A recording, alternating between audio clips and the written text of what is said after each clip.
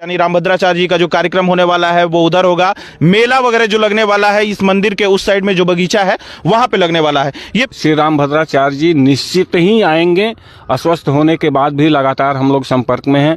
पहले 9 दिनों की उनकी कथा का कार्यक्रम यहाँ पे तय हुआ था, लेकिन क्षमा प्रार्थी हैं हम लोग, खेद के साथ कहेंगे अस्वस्थ होने की वजह से 9 दिन तो नहीं दे रहे हैं, लेकिन निश्चित मान के चलिए कि 3 से 4 दिन उनका यहाँ पे आगमन सुनिश्चित होना है। रामभद्राचार्य जी का कार्यक्रम होने वाला है तो प्रेमभूषण जी का कार्यक्रम होने वाला है, तो क्या आप लोगों ने प्रशासन से अनुमति ली है या नहीं? जी, प्रशासन से अनुमति लेने का काम जारी है।